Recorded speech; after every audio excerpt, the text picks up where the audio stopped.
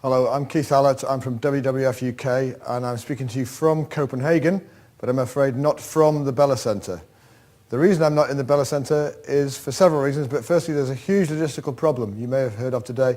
Many hundreds of people having to wait for a long time to get into the centre, but more importantly there's a severe restriction on access to the Bella Centre, which is going to be clamping down further and further over the next few days as heads of government arrive. Now, it's understandable there need to be some very good security arrangements when so many leaders are in one place.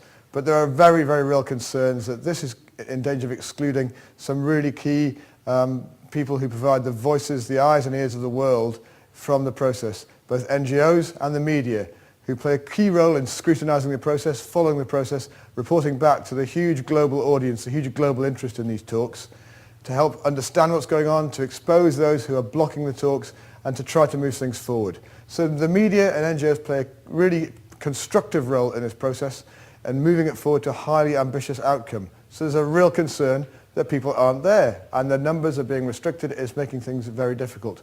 The concern, of course, is that if somebody wanted to cook up the conditions to create a greenwash outcome, this looks precisely like it, a deal being conducted in a bubble.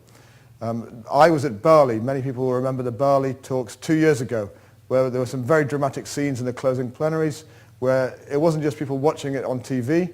There were many hundreds of people from the media, from NGOs in the room, civil society in the room, and the energy and the atmosphere there was part of the whole dynamic that created an outcome from Bali. We're concerned that that may not happen here, and so this is a real concern. We're worried, I mean, of course, there's a lot of talk now about the numbers, how many people are going to get in, how many people can get secondary badges to the Bella Centre. But although that's very important, the most important thing is by far a different set of numbers. The single most important number is 2, keeping very well below 2 degrees warming. If we fail to achieve that, then these talks are not the success, the fab deal, the fair, ambitious, binding deal we need to see. To achieve an outcome which is in line with keeping warming below 2 degrees, we need some other numbers. We need some really serious numbers on targets for emission reductions from industrialised countries in particular. We need to see industrialised countries stepping up towards the top end of the range of emission reductions below 1990 levels by 2020 that was put forward by the IPCC. That means that we need to see emission reductions of at least 40% below 1990 levels by 2020. Unfortunately, we're a very long way away from that right now, and we haven't seen any movement at all. We're hoping that we may see a bit of movement, which could help a lot, from the EU, taking its numbers from 20% to 30% in the next day. They need to move soon to provide some more momentum into the talks, because there's been nothing coming forward from industrialised countries. We also need to see some serious numbers being put on the table in terms of hard cash. And again, so far, the industrialised countries have failed to make clear and concrete proposals on the scale and the sources of the finance.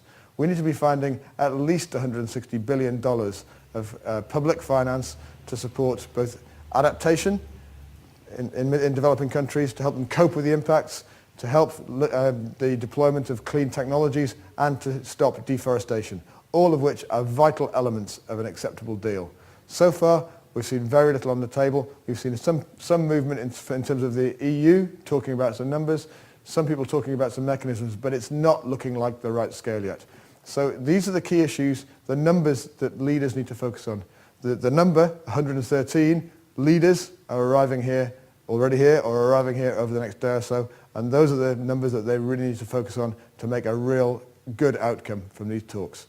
So thanks for listening, and we hope to speak to you with a next update tomorrow morning. Thank you.